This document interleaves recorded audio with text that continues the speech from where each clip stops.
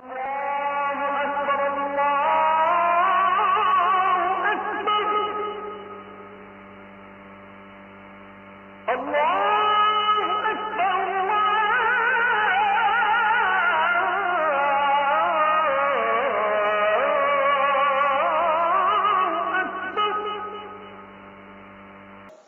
কাজগুলো তুমি করে আমার সামনে হাজির হও। তো এই নেক কাজগুলোর ফলাফল কি? আল্লাহ তাআলা ফলাফলগুলো কিন্তু একটা লোভনীয় বিষয়। আমরা ফলাফল দেখলেই কিন্তু সেই কাজে ঝুঁকে পড়ি। তো নেক কাজ করব, আমি নেক কাজ করব কেন? তার ফলাফলটা কি? আল্লাহ রাব্বুল আলামিন কোরআনে কারীমের বিভিন্ন জায়গায় ফলাফল দিয়েছেন। এই কাজ করলে এই হবে, ভালো কাজগুলো করলে এই প্রাপ্তি তোমার হবে। তো মোটামুটি কোরআনে কারীমের আলোকে আমি 10টা শ্রেষ্ঠ ফলাফল, হয়তো সময় পাবো না অতটুকু, শ্রেষ্ঠ ফলাফল কি কি কোরআনের 10 জায়গায় 10টা আয়াতে ফলাফলটাকে আল্লাহ রাব্বুল আলামিন হাইলাইট করেছেন, যেন বান্দা নেক কাজে যেন ঝুঁকে পড়ে।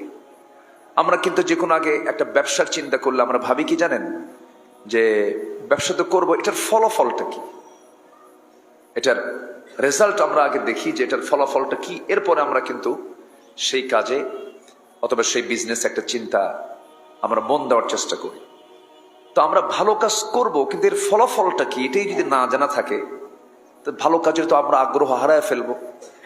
এই জন্য আল্লাহ রাব্বুল আলামিন এই ভালো কাজের ফলাফলগুলো বিভিন্ন জায়গায় বলেছেন। এর মধ্যে থেকে আমি একটু চুজ করে 10টা ফলাফল আমি আপনাদের সামনে আমি উপস্থাপন করতে চাচ্ছি। সম্মানিত ভাইয়েরা, যেরকম আল্লাহ রাব্বুল আলামিন যদি কাউকে ভালোবাসেন, আল্লাহ যদি কাউকে ভালোবাসেন, তার কি আর কিছু লাগে বলেন তো? এটা কি শ্রেষ্ঠ পাওয়া না? শ্রেষ্ঠ পাওয়া। কিন্তু আল্লাহ রাব্বুল আলামিন বলেন, وَأَنفِقُوا فِي سَبِيلِ اللَّهِ وَلَا تُلْقُوا بِأَيْدِيكُمْ إِلَى التَّهْلُكَةِ وَأَحْسِنُوا إِنَّ اللَّهَ يُحِبُّ الْمُحْسِنِينَ।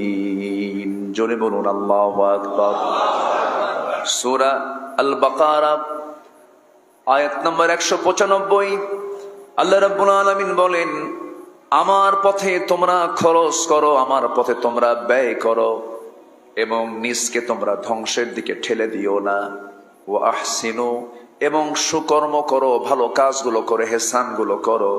আমি আল্লাহ রাব্বুল আলামিন নিজে মুহসিন বান্দাদেরকে দারুণ ভালোবাসি। জোরে বলি সুবহানাল্লাহ। তাহলে 1 নাম্বার পাওয়া গেল কি, যে আল্লাহর ভালোবাসা প্রাপ্তি। আল্লাহর ভালোবাসা আমরা পেয়ে যাব, কিন্তু আমাদেরকে ভালো কাজ করতে হবে, ইহসান করতে হবে। ও আহসিনু, আর ইহসান যারা করবে আল্লাহ পাক ওই মুহসিন বান্দাদেরকে খুব ভালোবাসেন। এর মাঝে একটা ওয়াজ আরেকটা করে দিয়েছেন আল্লাহ তাআলা, সেটা হচ্ছে ওয়ালা তুলকু বিআইদিকুম ইলাত তাহলুকা, নিজকে তুমি ধ্বংসের দিকে ঠেলে দিও না। এটা কিন্তু একটা, এই আয়াতের মধ্যে একটা ওয়ার্নিং দিয়েছেন, সতর্ক করে তিনি বলছেন ওয়ালা তুলকু বিআইদিকুম, নিজকে তুমি ধ্বংসের দিকে ঠেলে দিও না।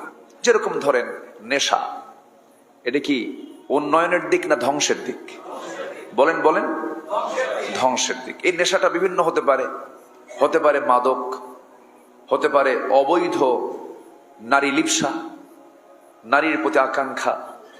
তো মাদক, অবৈধ নারী কামনা, নারী কামনা খারাপ না।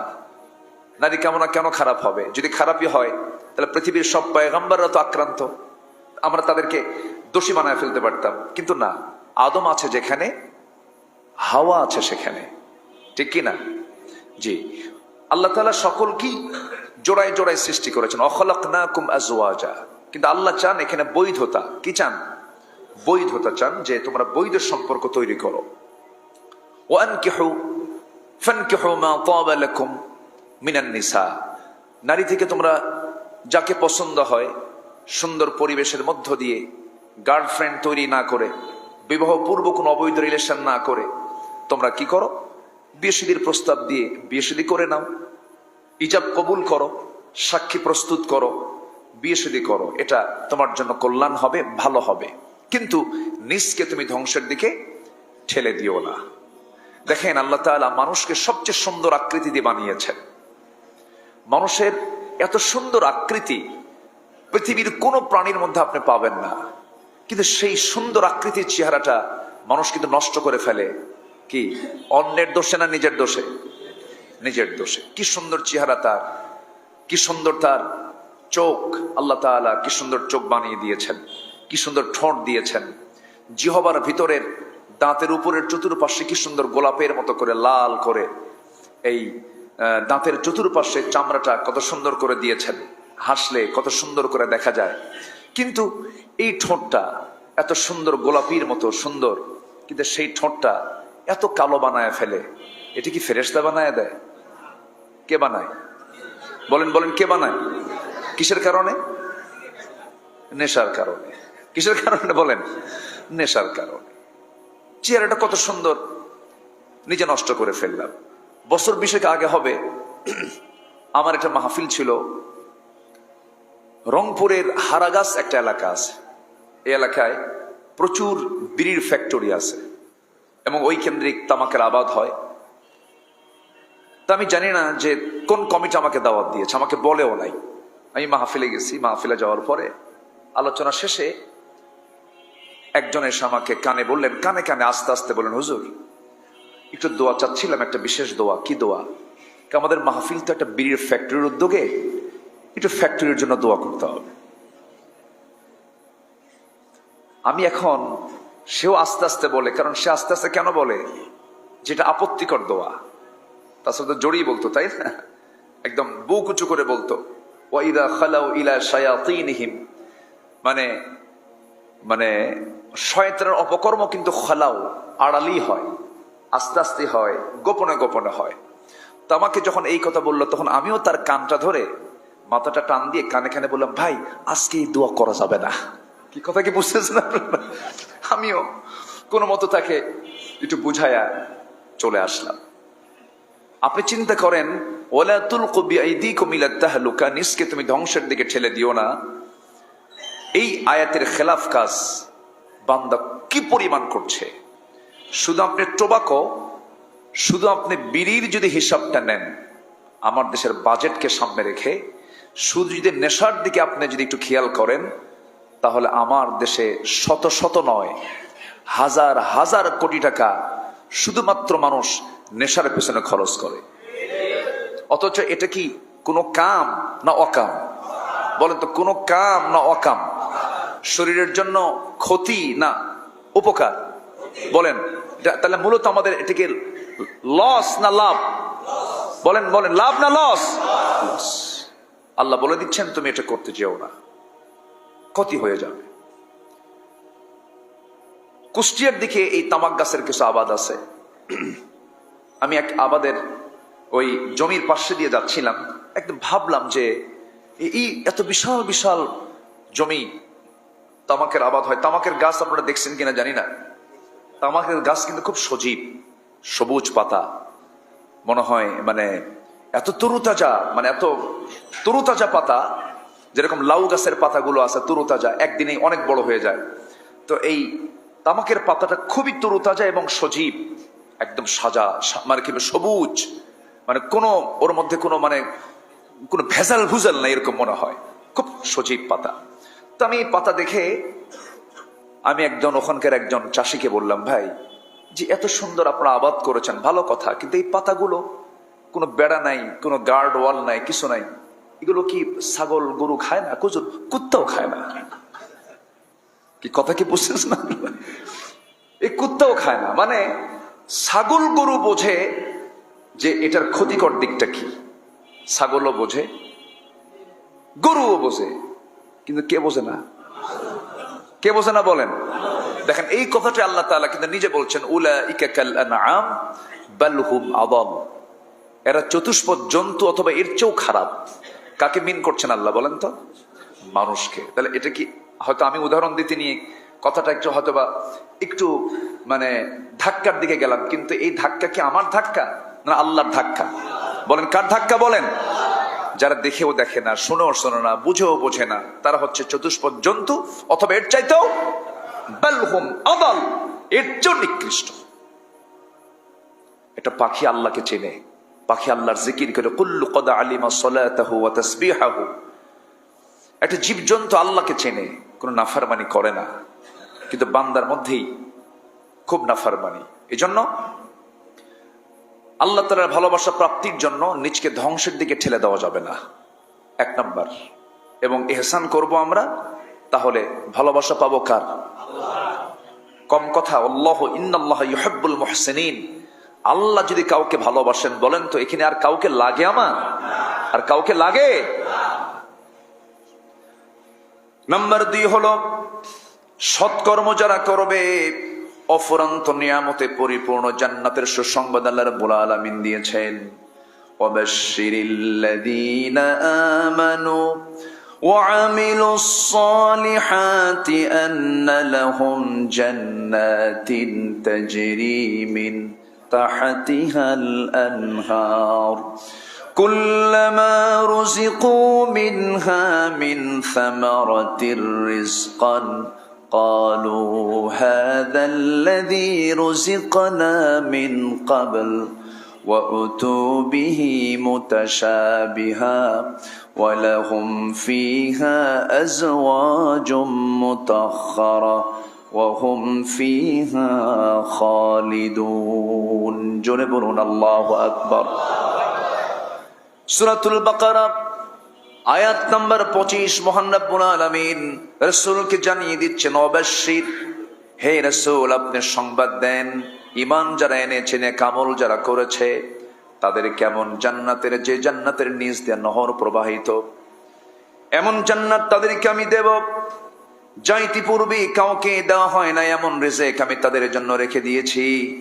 এবং ওয়ালাহুম ফিহা আজওয়াজুম মুতাহহারা, সেই জায়গায় থাকবে পবিত্রা নারী, পবিত্র স্ত্রীগণ, যাদের সাথে আল্লাহ রাব্বুল আলামিন জান্নাতের মধ্যে বিয়ে পড়ায় দিবেন জান্নাতীদের। জোরে কোন সুবহানাল্লাহ। সেখানেও কি পড়ায় দেওয়া হবে? বিয়ে পড়ায় দেওয়া হবে, কিন্তু জান্নাতেও বিয়ে পড়ায় দেওয়া হবে। তাহলে সব জায়গায় একটা অবশ্যই বিয়ের গুরুত্ব আছে না নাই বলেন তো?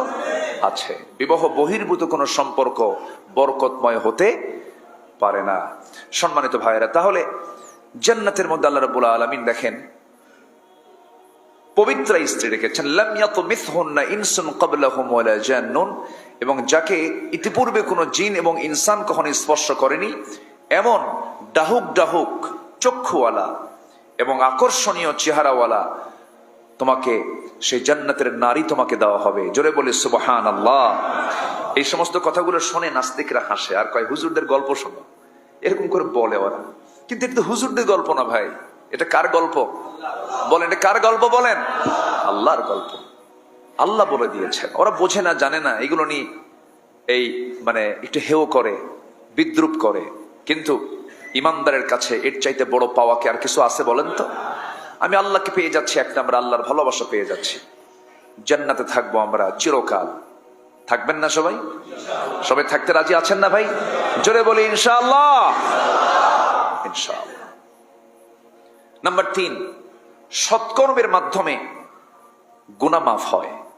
ফলাফল তো আজকে নেক আমলের কি ফলাফল? 1 নম্বর ভালোবাসা, নাম্বার 2 হলো জান্নাত লাভ, নাম্বার 3 হলো গুনাহ মাফ হয়ে যাবে। একটা মানুষ তাহাজ্জুদ পড়ে, জিকির আজগার করে যতটুকু আল্লাহর কাছে সে পার পাবে, তার চাইতে বেশি পার পাবে হচ্ছে হুসনে খুলক, উন্নত চরিত্র দিয়ে। কারো যদি উন্নত চরিত্র থাকে, তার যদি কিছু নফল বাদ যায়, কিছু জিকির আজগার বাদ যায়, অন্য কোনো কিছু যদি বাদও পড়ে যায়, নেক আমল তাকে জান্নাতের পাল্লা ভারী করে জান্নাতে নিয়ে যাবে। ফাম্মা মান সাকুলাত মাওয়াজিনুহু ফাহুয়া ফি ঈশাতির রাদিয়া। মানে হুসনে খুলকটা হচ্ছে, উন্নত চরিত্র হচ্ছে এত ওজনওয়ালা যে সকল আমলের চাইতে বেশি ওজনওয়ালা হবে হচ্ছে হুসনে খুলক, উন্নত চরিত্র। নারীর দিকে চেয়ে থাকে না, হারাম খায় না, সন্ত্রাসকে লালন করে না, মানুষের সম্পদে হানা দেয় না, জোর কইরা মানুষের কাছ থেকে টাকা দাবি করে না। আস্তে কন কোন ঠিক কিনা? এই সমস্ত কাজ যারা না করে, কার ভয়ে? আল্লাহর ভয়ে। অনেকে ভাবে কি জানেন, মানুষের কাছ থেকে মাসে মাসে টাকা তোলা এটা একটা আমার অধিকার, এরকম মনে করে কিন্তু অনেকে, এরকম আছে না বলেন তো, যে আমি এলাকার একটা বিশাল গণ্যমান্য ব্যক্তি, ওর কাছ থেকে টাকা নেব, আমারে দেবে না কেন, আমি তো ভিআইপি। তো এটা ভাবে যে এটা মনে হয় আমার জন্য বৈধ অধিকার, এবং নামের আগে কিন্তু হাজিও আছে, আবার নামের আগে কি আছে, হাজি। কিন্তু টাকা তুলে তুলে খায়। ওরা হচ্ছে মানে ফকিরি, ওটা একটা ফকির, কিন্তু জোর করে ভিক্ষা করে। কি করে জোর করে, কি কইরা জোর করে, জোর করে তখন ভিক্ষা হয়, তখন কি হয় জুলুম, তখন কি হয় বলেন, জুলুম। ওই জোর করে টাকা চাওয়ার চাইতে ভিক্ষা করে খাও, তাও ভালো, ভিক্ষা করো। আল্লাহর কাছে দুটো জিনিস নিকৃষ্ট হালাল, একটা হলো ছায়া খাওয়া, চাও ভাই চাই কিছু দাও, কিন্তু জোর করে চাইও না। জোর করে চাইলেই জালিম হয়ে তোমাকে জাহান্নাম যেতে হবে, ঠিক কিনা? জুলুম করা যাবে না। চাও, ভিক্ষা করো, ভিক্ষা যদি তোমার না, তোমার উপায় যদি নাই থাকে ভিক্ষা করো। আরেকটা হলো তালাক, আরেকটা কি তালাক। তালাকটা তো এমনি এমনি আসে না, তালাকের একটা বিশাল একটা পার্টি আছে, সূরাতুত তালাক।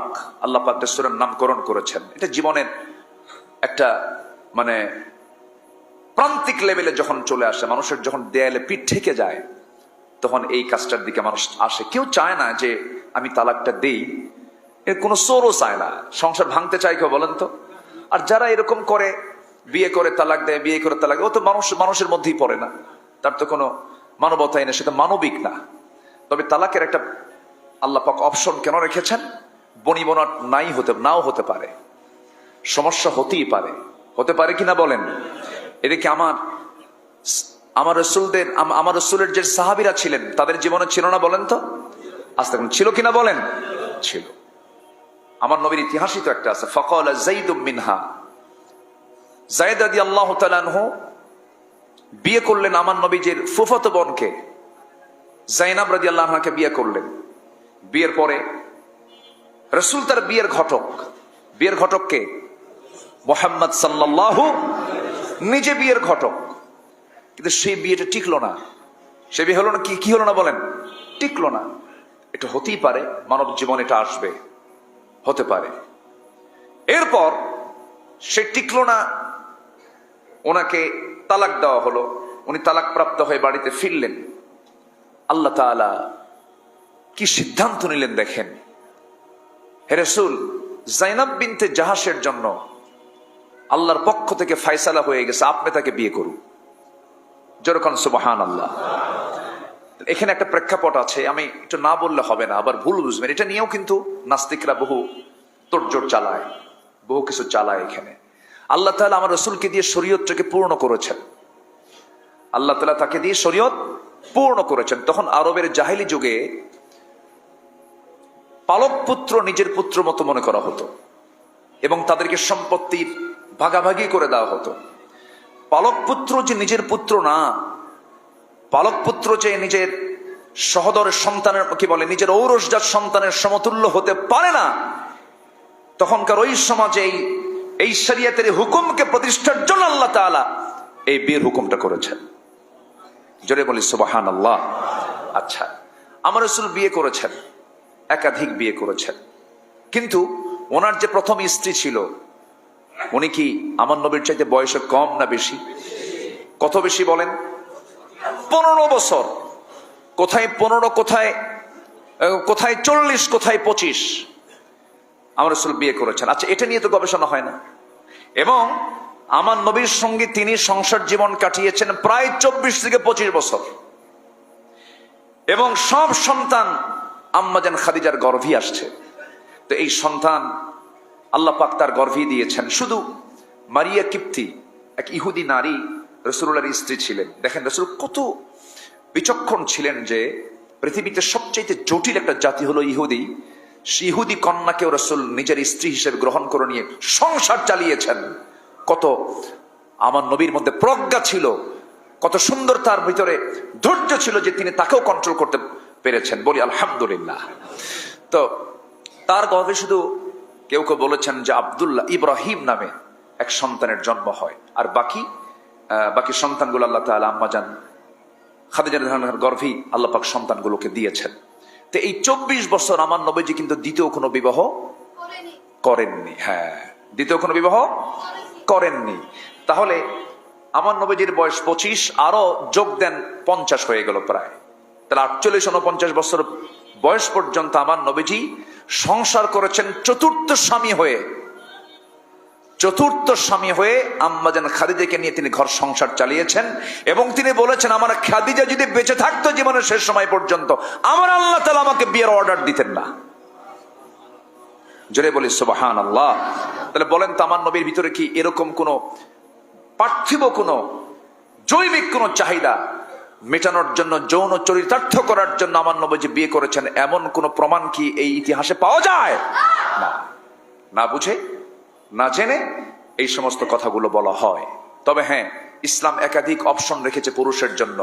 এটা সোশ্যাল সিকিউরিটি নিশ্চিত করার জন্য, ভারসাম্য ঠিক রাখার জন্য। বাংলাদেশে এখন পুরুষের সংখ্যা বেশি না মহিলার সংখ্যা বেশি? ভোটার কারা বেশি বলেন? পুরুষ বেশি না মহিলা বেশি? মহিলা বেশি। আমার বাড়ির ভোটারও তো মহিলা বেশি। আমার 4 মেয়ে, মাত্র 1 ছেলে। তাহলে ভোটার কোনটা বেশি হলো? তাহলে এই যে সংখ্যায় মেয়েরা আগায় আছে, পুরুষরা কমে আছে। ধরেন 40 জন, ওইদিকে 60 জন। তাহলে 40, 80 জোড়া জোড়া মিললো, আর বাকি 20টা কি হবে? জাতীয় সম্পদ। হ্যাঁ, তারা কি জাতীয় সম্পদ হবে না? অবশ্যই তাদের সোশ্যাল সিকিউরিটি, তাদের বিয়ের ব্যবস্থা করার দরকার আছে না নাই? ইসলাম কি সার্বজনীন নয়? ইসলাম তো সার্বজনীন। আল্লাহ তাআলা জানেন জনসংখ্যা কি হবে, সংখ্যা কি হবে, সব কিছু ব্যালেন্স করে আল্লাহ তাআলা বিয়ের অনুমতি দিয়েছেন। না বুঝে এই সমস্ত কথাগুলো বলা হয়। প্রসঙ্গ আসলে এই জন্য বলে ফেললাম। সম্মানিত ভাইয়েরা, তাহলে সৎকর্মের মধ্য দিয়ে নাম্বার 3, গুনাহ মাফ হয়। কি মাফ হয় বলেন? গুনাহ মাফ হয়ে যায়। আল্লাহ রাব্বুল আলামিন বলেন, ওয়া আকিমিস সালাতা তারাফাইন নাহারি ওয়া যুলফাম মিনাল লাইলি ইন্নাল হাসানাতি ইউযহিবনাস সাইয়্যাত যালিকা যিকরা লিয-যাকিরিন। জোরে বলুন আল্লাহু আকবার। সূরা হুদ 114। কোন বান্দা যদি ভালো কাজ করে, সাইয়্যাতকে মিটিয়ে দেয়। ভালো কাজ যখন চলে আসে, সাইয়্যাত সেখান থেকে চলে যায়। আল্লাহ পাক আরেক জায়গায় বলছেন, ইউবাদদিলুল্লাহু সাইয়্যাতিহিম হাসানাত। আল্লাহ রাব্বুল আলামিন কোন বান্দা যদি ভালো কাজ করে, সেই ভালো কাজ মন্দ কাজকে মিটিয়ে আল্লাহ রাব্বুল আলামিন তার গুনাহগুলোকে সওয়াব বানায় দিবেন। জোরে বলেন সুবহানাল্লাহ। শর্ত হলো নেক আমল করব। আমরা কি আমল করব বলেন? নেক আমল। শুধু নেক আমল মানে আমরা বুঝবো না নামাজ, নেক আমল মানে শুধু বুঝবো না রোজা, নেক আমল মানে শুধু বুঝবো না আমি যাকাত দেওয়া, নেক আমল মানে শুধু বুঝবো না মুস্কে হাসি মারা, নেক আমল মানে শুধু বুঝবো না যে কি বলে রমজান মাসে রোজা রাখা। নেক আমল কি? যেটাই ভালো, যেটাই ন্যায়, যেটাই কল্যাণ, সেটাই হচ্ছে নেক আমল। সেটা কি বলেন? নেক আমল। একটু গুরুত্ব দিয়ে আমার এই কথাটা একটু শুনবেন। ও, এটা যাচ্ছে না মসজিদের এবং কি বলে মক্তব। আচ্ছা, মসজিদ এবং মক্তব দুটো অপশন যাচ্ছে। একটু দানের ব্যাগ যাচ্ছে। আমরা সবাই একটু মনোযোগী হয়ে শাবান মাসে একটু বেশি বেশি করে আমরা দান করার চেষ্টা করব। জোরে বলি ইনশাআল্লাহ। একটু জিকির করি, লা ইলাহা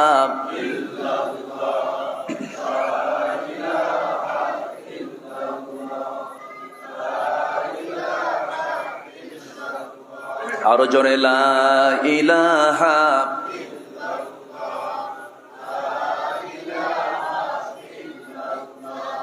লা ইলাহা ইল্লাল্লাহু মুহাম্মাদুর রাসূলুল্লাহ সাল্লাল্লাহু আলাইহি ওয়াসাল্লাম।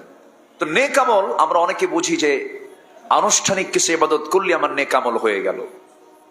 জুমার দিন নামাজ পড়লাম, এ তো নেক আমল তো হয়ে গেল। রাতের বেলা না হয় মদের বোতল নিয়ে বসে থাকবে, এটা আবার কি হবে? এরকম চেতনা লালনকারী কিছু বান্দা আছে। আল্লাহর হুকুম মানতে হবে 1 ঘন্টা না 24 ঘন্টা? বলেন বলেন বলেন বলেন। আল্লাহর হুকুম মানতে হবে 1 ঘন্টা না 24 ঘন্টা? সামনে যে 12 তারিখ আসতেছে, ওই দিন কি ইবাদত নাই? আসতে ওই দিন কি একটা ইবাদত নাই? নেক আমল আছে না নাই? ওটা তো দিনের বাইরে না, কোন কাজ দিনের বাইরে নাই। আপনি ভাববেন না যে এই কাজটা ইসলামের ভিতরে না, সব কাজ সেটাই ইসলাম, যেটাই নেক আমল, যেটাই ভালো। আলহামদুলিল্লাহ বলেন। আপনি দেখতেছেন আপনার সামনে একটা চেয়ার ফাঁকা আছে, সেই চেয়ারটা ফাঁকা, এখন ওই চেয়ারে বসার জন্য দুইজন ব্যক্তি প্রস্তুত আছে। কয়জন ব্যক্তি? অথবা তিনজন, অথবা চারজন, অথবা পাঁচজন ব্যক্তি প্রস্তুত আছে। এখন আপনি নামাজ পড়েন, আপনি তাহাজ্জুদ পড়েন, আপনি জিকির আজকার করেন, আপনি কাউকে ঠকান না, আপনি চুরি করেন না, আপনি আল্লাহওয়ালা মানুষ, আপনি বুজুর্গ মানুষ, আপনি দান সদকা করেন, আপনি মসজিদ বানান, আপনি মাদ্রাসা বানান, আপনি সব করেন, কিন্তু আপনার সামনে একটা চেয়ার ফাঁকা আছে। ওই চেয়ারে পাঁচজন বসার জন্য প্রস্তুতি নিয়েছে। একজন গাঁজা খায়, একজন মদ খায়, একজন চুরি করে, একজন সন্ত্রাসী, একজন খুনি, একজন আমাদের খেয়ানত করে, আরেকজন ভালো মানুষ, আল্লাহওয়ালা। আপনি যদি ভালো মানুষ হন, আপনার দায়িত্ব ওই জায়গায় বসা চোরকে না আমানতদারকে? সূরা রুম একটা সূরা আছে, সূরা কি? রুম। রুম মানে হচ্ছে একটা জনপদের নাম, গুলিবাতুর রুম, অর্থাৎ ইতালির যে রোম, এটা এখন আমরা জানি। রোমকদের এবং পারসিকদের তখন ছিল একটা শক্তির লড়াই ছিল, রোম এবং পারস্য। এখন যেরকম কিছু পরাশক্তি আছে না, আছে, ইউরোপ আমেরিকা, এরা পরাশক্তি। আমরা বলি শক্তি না কারোই, শক্তি মূলত কার? আল্লাহ। তো এই রোমকদের পক্ষে আয়াত নাজিল হলো, গুলিবাতুর রুম, মানে আরবের কুরাইশরা ছিল হলো পারসিকদের পক্ষে। তা আয়াত নাজিল হলো গুলিবাতুর রুম, রোমকদের বিজয় হবে। আচ্ছা বলেন তো, এই ধর্মীয় কিতাবের মধ্যে রোমের নাম আসা দরকার কি ছিল? কি দরকার ছিল? অপেক্ষাকৃত পারসিকদের চাইতে রোমকদের ভূমিকা ভালো ছিল মানবতার দিক থেকে। এই জন্য আল্লাহ পাক রোমকদের কথা বলেছেন, এবং এতে কুরাইশদের জ্বালা যন্ত্রণা কমছে আর বাড়ছে? বাড়ছে। তখন বিষয়টা হলো, আমি আপনাদেরকে যেটা বুঝাতে চাই সেটা হচ্ছে, একটা মানুষের নৈতিক পদস্খলন যেন না হয়। কোনটা ভালো আর কোনটা খারাপ এই জিনিসটা যে বুঝে না, সে ইমানদারি না, তার ইমানই নাই, ঠিক কিনা? ভালো এবং মন্দ আমরা বোঝার চেষ্টা করব। জোরে বলি ইনশাআল্লাহ, জোরে বলি ইনশাআল্লাহ। আপনি একটা চোরকে চেয়ারে বসায় দিলেন, ও চুরি করলো, আর আপনি তাহাজ্জুদ পড়ছেন যে, আর ও যে 5 বছর চুরি করে খাবে, সমস্ত চুরির একটা করে ভাগ আপনার আমলনামায় যাবে। এই জন্য আমরা নেক আমলগুলো বুঝে শুনে করব। জোরে বলি ইনশাআল্লাহ, আর জোরে বলি ইনশাআল্লাহ। নাম্বার 4 হলো, যারা নেক আমল করবে আল্লাহর তরফ থেকে পবিত্র জীবনের সুসংবাদ হবে। মান আমিলা সালিহাম মিন যাকারিন আও উনসা ওয়া হুয়া মুমিনুন ফালানুহয়িয়ান্নাহু হায়াতান তাইয়্যিবাহ ওয়া লানাজজিয়ান্নাহুম আজরাহুম বিআহসানি মা কানু ইয়ামালুন। জোরে বলুন আল্লাহু আকবার। সূরাতুন নাহল আয়াত নাম্বার 97। আল্লাহ রাব্বুল আলামিন বলেন, পুরুষ হোক মহিলা হোক, দেখেন আল্লাহ পাক মেয়েদেরকে বাদ দেননি, পুরুষ হোক মহিলা হোক, ওহুয়া মুমিনুন, সে যদি ইমানদার হয়, সে যদি নেক আমল করে, আমি তার পবিত্র জীবন দেব। যেরকম সুবহানাল্লাহ। তাহলে জীবনটা নাপাকও আছে, নাপাক জীবন না থাকলে তার পবিত্র জীবনের কথা বলেন। নাপাক জীবন আছে না নাই? আছে। টাকা আছে কিন্তু জীবনটা নাপাক, টাকা আছে জীবনটা কি নাপাক। এরকম নাপাক জীবন আছে না নাই? টাকা আছে কিন্তু শান্তি নাই। এটা টাকা যার থাকে এটাও রিজেক, টাকা অর্থ সম্পদ থাকে এটা রিজেক, কিন্তু সর্বনিম্ন রিজেক, এটা সর্বনিম্ন, যেটাকে নিয়ে আমরা বেশি মাথা ঘামাই, সর্বনিম্ন রিজেক এটা। সর্বোচ্চ রিজেক হলো কি জানেন? সুস্থতা। বলি আলহামদুলিল্লাহ। সর্বোচ্চ রিজেক কি বলেন? সুস্থতা, আমরা ভালো আছি, এটাই সবচেয়ে বড় একটা রিজেক। এটা গোটা দুনিয়া আপনার নামে দলিল হইছে, কিন্তু আপনার ক্যান্সার ধরা পড়ছে, আপনি প্রয়োজনে বলবেন গোটা দুনিয়া তুই নিয়ে নে, আমার ক্যান্সার মুক্ত বানায় দে। তাহলে সুস্থতা হচ্ছে সর্বোচ্চ একটা রিজেক। রিজেক, সুস্থতা রিজেক না? রিজেক তো। নাম্বার 3 হলো সর্বোত্তম স্তর রিজেকের, পুণ্যবানী স্ত্রী এবং পরিশুদ্ধ নেক সন্তান, এটা হচ্ছে মানে সর্বোত্তম একটা স্তর। যার নেক স্ত্রী আছে এবং নেক সন্তান আছে, চক্ষু শীতল করে দেয় স্ত্রীর দিকে তাকালে, চক্ষু শীতল করে দেয় সন্তান দিক তাকালে। এমন রিজিক যার আছে সে বড় ভাগ্যবান, বলি আলহামদুলিল্লাহ। আল্লাহ আমাদের প্রত্যেক পরিবারের সন্তান স্ত্রীগুলোকে চক্ষু শীতলকারী বানায় দাও, একসঙ্গে জান্নাতে থাকার তৌফিক দিয়ে দাও। জোরে বলি আল্লাহুম্মা আমিন। আজকের এই প্রেজেন্ট ওয়ার্ল্ডে, অ্যাবস্টেইন ফাইলসের এই যুগে, এই নোংরামির দুনিয়ায় আপনার সন্তান কখন যেন নষ্ট হয়ে যায়, খুব সাবধান থাকতে হবে, খুব সাবধান। কে কখন আক্রান্ত হবেন। অনলাইনের দুনিয়া সবচাইতে বড় আজকে ইবাদত হলো চোখটাকে গুনাহ থেকে বাঁচায় রাখা। চোখ, ইয়াকুদ্দু মিন আবসারিহিম ওয়া ইয়াহফাযু ফুরুজাহুম। আপনি হয়তো স্বপ্নও ভাবেন নাই আপনার সন্তান কোন দিকে নষ্ট হয়ে যাচ্ছে, আপনি তো খেয়ালও করেন নাই, কিন্তু প্রযুক্তির এই মিস ইউজের কারণে সন্তানগুলো ধ্বংসের দিকে চলে যাচ্ছে। এজন্য পরিবারকে সময় দিতে হবে, এটাও একটা ইনভেস্ট, এটাও একটা আপনার সময়কে ব্যয় করার একটা জায়গা। পরিবারের পিছনে আপনার টাইম এক্সপেন্ড করতে হবে, সময়কে ব্যয় করতে হবে, ওদের কিনে বসতে হবে, দার্সে হাদিস দিতে হবে, দার্সে কোরআন দিতে হবে, তাদের সামনে ওয়াজ করতে হবে। ইয়া বুনাইয়া আকিমিস সালাহ ওয়া'মুর বিল মারুফ ওয়ানহা আনিল মুনকার ওয়াসবির আলা মা আসাবাক ইন্না যালিকা মিন আজমিল উমুর। ইয়া বুনাইয়া ইন তাকু মিসকালা হাববাতিন মিন খারদালিন। আল্লাহু আকবার বলেন। এই কথাগুলো কোরআনে আছে না নাই? কোন বাপ ওয়াজ করেছেন? কোন বাপ বলেন? এই যে ওয়াজগুলো কোন বাপ করেছেন? সাইয়েদনা লোকমান আলাইহিস সালাতু ওয়াস সালাম এই ওয়াজগুলো করেছেন। আমরা লোকমানের ওয়াজগুলো যদি পরিবারে করি, আর পৃথিবীর কোনো ওয়াজই দরকার নাই, শুধু লোকমানের ওয়াজগুলো কোরআন থেকে বের করবেন, সূরা লোকমান বের করে লোকমান যে ওয়াজ করেছেন ওই ওয়াজগুলো আপনি করেন, সন্তানকে, পরিবারকে করেন, আপনার পরিবারটা হবে সবচাইতে রিজিকের সর্বোচ্চ স্তরের একটা পরিবার। আল্লাহ কবুল করেন, জোরে বলি আমিন। আমরা পরিবারকে সময় দেব। ওয়ালিয়াসআকা বাইতুক ওয়াবিকা আলা খাতিআতিক মান নাজা ইয়া রাসূলুল্লাহ। আমি নাজাত পাবো কেমনে? রাসূল বললেন, আমসিকা আলাইকা লিসানাক, জিহ্বাকে নিয়ন্ত্রণ করো। ওয়ালিয়াসআকা বাইতুক, তোমার বাড়িকে প্রশস্ত করে ফেলো। ওয়াবিকা আলা খাতিআতিক, তোমার পাপের জন্য তুমি নীরবে নীরবে আল্লাহর কাছে কান্নাকাটি করো। কার কথা? কার কথা? মুহাম্মদ সাল্লাল্লাহু আলাইহি ওয়াসাল্লাম। নাম্বার 4 হলো পরিপূর্ণ স্তর হচ্ছে যে বান্দা আল্লাহকে সন্তুষ্ট করতে পেরেছে। জোরে বলি সুবহানাল্লাহ। এর চেয়ে বড় রিজিক আছে বলেন তো? আল্লাহকে সন্তুষ্ট করতে পারলেই তো ধরেন আমার জান্নাতের মতো একটা বিশাল রিজিক আল্লাহ পাক আমাকে দিয়ে দিবেন। জোরে কোন সুবহানাল্লাহ। এজন্য এই 4টা স্তর। আমরা রিজিক উল্টা পাল্টা বুঝি। রিজিক যদি টাকা পয়সা শুধু হতো, সালমান এফ রহমান শীত হয়ে পড়ে থাকে জেলখানার মধ্যে এখন, হ্যাঁ শীত হয়ে পড়ে আছে না, টাকা পয়সা তো কম নাই, অনেক কিছুই তো আছে, কিন্তু রিজিকের মাপকাঠি টাকা পয়সা শুধু নয়, রিজিকের মাপকাঠি হচ্ছে 4টা, যেটা আমি 4টা বললাম, এটা মাথায় রাখবেন। আল্লাহ পাক সবাইকে বোঝার তৌফিক দান করুন। জোরে বলি আল্লাহুম্মা আমিন। আমার কথায় কষ্ট পাচ্ছেন নাকি? আমার কথা একটাও না, সব আল্লাহর কথা। কষ্ট পাইলে কিচ্ছু করার না, আমি কোরআনকে হাদিসকে সামনে রেখে কথা বলছি। কষ্ট মনে করলে আপনার বিপদ হবে, আমার কিছু হবে না। অনেকে ওয়াস্টাস করে শেষে কয় আমি যদি কোনো ভুল করে থেকে মাফ করে, মাফ চাবো কেন? আমি কি আমার বাপের কথা কইছি আমি মাফ চাবো? এজন্য আমি যা বলতেছি এটা আমার আল্লাহর কথা বলছি, আমরা এগুলো খেয়াল করব। জোরে বলি ইনশাআল্লাহ। তাহলে ইমানদার ব্যক্তির চেহারা হবে আমার আল্লাহর দেওয়া যে চেহারা, সেই চেহারা নিয়ে থাকবে। ইমানদার ব্যক্তির চেহারা বিকৃত হবে না, ইমানদার ব্যক্তির চেহারার ঠোঁট কালো হবে না, ইমানদার ব্যক্তির চেহারার চোখ লাল হবে না। কারণ বালা মান কাসাবা সাইয়্যাতান ওয়া হাতাত বিহি খাতিআতুহু, যে ব্যক্তি পাপ করবে তার পাপের চিহ্ন চেহারায় ফুটে উঠবে। যার চেহারা কালো হবে, ঠোঁট কালো হবে, কালো বানায় ফেলবে।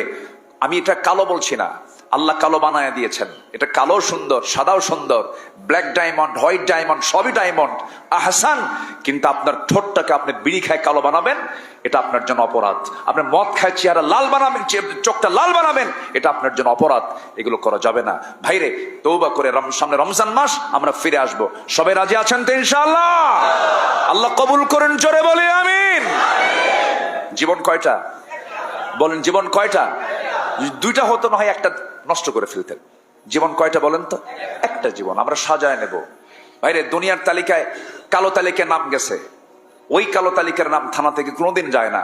কি করছে? অমুক দিন অমুক দোকান থেকে 1 লাখ টাকা চাঁদাবাজি করছে। থানায় নোট হয়ে গেছে, কিন্তু ওই নোট কিন্তু সারা জীবন থাকবে ওর থানার তালিকায়, ও এগুলো করে খায়। আপনি তওবা করেন, নামাজ পড়েন, ভালো হয়ে গেছেন, কোনোদিন এগুলো চান না, বরং দান করেন, কিন্তু থানায় কিন্তু ওই নামটা থাকবেই চিরকাল। কিন্তু আল্লাহ বলছেন, বান্দা তুই আমার কাছে যত গুনাহ করিস না কেন, আমার কাছে আয়, তওবা করে ফিরায়, চাঁদাবাজির নাম থাকবে না, সন্ত্রাসীর নাম থাকবে না, সুদখোরের নাম থাকবে না, ঘুষখোরের নাম থাকবে না, জেনাকারের নাম থাকবে, আমার জান্নাতি বান্দার তালিকায় তোর নামটা আমি আল্লাহ উঠাই দেব। জোরে বলি সুবহানাল্লাহ। কষ্ট পাচ্ছেন মনে হয় আপনি? একটু ভালো কথাগুলো যদি ভালো মনে না করেন তাহলে তিতা লাগবে, আর ভালো কথাগুলো যদি ভালো মনে করেন তাহলে এটা অনেক ভালো লাগবে। আল্লাহ বোঝার তৌফিক দান করুন, জোরে বলি আমিন। সম্মানিত ভাইয়েরা, নাম্বার 4 হলো আল্লাহর তরফ থেকে পবিত্র জীবনের সুসংবাদ বললাম। নাম্বার 5 হচ্ছে রহমত প্রাপ্তির আশা। আল্লাহ পাক ভালো কাজ করলে আল্লাহ রাব্বুল আলামিন বলছেন আমি রহমত দিয়ে দেব। আল্লাহ রাব্বুল আলামিন বলেন, ইন্না রাহমাতাল্লাহি করিবুম মিনাল মুহসিনিন। নাম্বার 6 হলো মন্দ কাজগুলো মিটিয়ে দেওয়া, কর্মের উত্তম ফলাফল প্রদান করা। আল্লাহ রাব্বুল আলামিন বলেন, ওয়াল্লাযীনা আমানু ওয়া আমিলুস সালিহাত লানুকাফিরান্না আনহুম সাইয়্যাতিহিম ওয়া লানাজজিয়ান্নাহুম আহসানাল্লাযী কানু ইয়ামালুন। নাম্বার 7 হলো সৎকর্মশীল যারা হবে আখিরাতের সমস্ত ভীতি থেকে তারা নিরাপদ থাকবে, কোনো ভয় তাদের মাঝে থাকবে না। মান জাআ বিল হাসানাতি ফালাহু খায়রুম মিনহা ওয়া হুম মিন ফাজঈ ইয়াওমাইযিন আমিনুন। জোরে বলুন আল্লাহু আকবার। নাম্বার 8 হলো আখিরাত সুখ স্বাচ্ছন্দ্যময় জীবন প্রাপ্তি। আখিরাতে তারা সুখ স্বাচ্ছন্দ্যে জীবনটা পাবে। ইন্নাল আবরারা লাফি নাঈম। সর্বশেষ হলো আল্লাহর সঙ্গে বান্দার সাক্ষাৎ হয়ে যাবে। যেরকম সুবহানাল্লাহ। তাহলে নেক আমলের ফলাফল সর্বশেষ হলো কার সঙ্গে সাক্ষাৎ হবে? সাক্ষাৎ করবেন সবাই আল্লাহর সাথে। কি কোথায় গিয়ে যেরকম কোথায়? জান্নাতে। জান্নাতে গিয়ে আমরা আল্লাহর সঙ্গে দেখা করব সবাই মিলে একসাথে। জোরে বলি ইনশাআল্লাহ। জান্নাতেও কিন্তু দেখা হবে, জান্নাতীদের মধ্যে এরকম দেখা সাক্ষাৎ হবে। আল্লাহ পাক এটার ব্যবস্থা করে দিবেন। হাট বাজারও লাগবে। আল্লাহু আকবার বলেন। শপিং টপিং থাকবে, সব থাকবে সেখানে। আল্লাহু আকবার। কারণ বান্দা আল্লাহ বলবেন, ওয়ালাকুম ফিহা মা তাশতাহি আনফুসুকুম, তোর মন যা চাবে আমি তাই দিয়ে দেব। কিন্তু বউটা কারো যদি জাহান্নামে যায় তাহলে তো আপনার কাছে ভালো লাগবে না। তাহলে কি হবে বলেন? তাহলে তো মন খারাপ থাকবে। আল্লাহ ওই মন দেবেই না যে আপনার বউ যে জাহান্নামে গেছে, এটা মনই থাকবে না। কিন্তু বউটা যদি জান্নাত পায় তাহলে তখন আল্লাহ পাক মনে করে দেবে এটা তোমার দুনিয়ার রোজিনা, দুনিয়ার কে সখিনা বা রোজিনা জান্নাত পাইছে, এই তোমার বউ। বলি আলহামদুলিল্লাহ। জোরে বলি আলহামদুলিল্লাহ। চুল পরিমাণ জান্নাতে কষ্ট পাওয়ার কোনো সুযোগ নাই, আল্লাহ দেবেনই না। আল্লাহ পাক জান্নাতের মধ্যে অফুরন্ত নিয়ামতে ধন্য করবেন। আল্লাহ পাক জান্নাতের মধ্যে সাক্ষাৎ ঘটায় দেন আমাদের, আল্লাহর সঙ্গে সাক্ষাৎ ঘটায় দেন আমাদের। জোরে বলি আল্লাহুম্মা আমিন। আল্লাহ রাব্বুল আলামিন বলেন, ফামান কানা ইয়ারজু লিকা রাব্বিহি ফালইআমাল আমালান সালিহান ওয়ালা ইউশরিক বিইবাদাতি রাব্বিহি আহাদা। যে ব্যক্তি আল্লাহর সঙ্গে আমার সঙ্গে যে বান্দার সাক্ষাৎ করতে চাই, দুইটা কাজ করে আসবে। একটা হলো নেক আমল করবে, আরেকটা হলো শিরিক মুক্ত হয়ে আমার কাছে আসবে। এই যে নিসফে শাবান চলে গেল, সই একটা হাদিস এসেছে আল্লাহ পাক নিসফে শাবানের রাত্রিতে সব গুনাহ বান্দাকে মাফ করে দেন। এমন কেমন হাদিস আসছে সব রাত্রিতে আল্লাহ পাক সবাইকে মাফ করার জন্য আকাশে আসেন, ফিস সামাই দুনিয়া। কিন্তু দুজনের দোয়া কবুল করেন না। এক নাম্বার হলো যারা মুশরিক, নাম্বার 2 হলো যারা মুশাহিন, যারা বিদ্রুপকারী, যারা হিংসুক। এই সমস্ত ব্যক্তির দোয়া কবুল করেন না। চিল্লা বলুন তিনি কে? তাহলে শিরক থেকে এবং হিংসা থেকে, বিদ্রুপ থেকে আমরা নিজেকে পরহেজ রাখবো। জোরে বলি ইনশাআল্লাহ।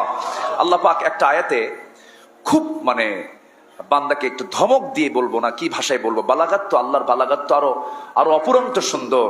আল্লাহ রাব্বুল আলামিন বলেন, আলাম ইয়ানি লিল্লাযীনা আমানু আন তাখশা কুলুবুহুম লিযিকরিল্লাহ ওয়া মা নাযালা মিনাল হক। সূরাতুল হাদীদ আয়াত নাম্বার 16। আল্লাহ রাব্বুল আলামিন প্রথমে বলছেন আলাম ইয়ানি, আলাম ইয়ানি, আল্লাহ পাক বলছেন এদের কি সময় এখনো আসেনি? আলাম ইয়ানি, এদের কি সময় এখনো আসেনি? আল্লাহ প্রশ্ন করছেন কে? আল্লাহ। কাকে? আমাদেরকে, যাদের সময় আসেনি। আলাম ইয়ানি, এদের কি সময় এখনো আসেনি?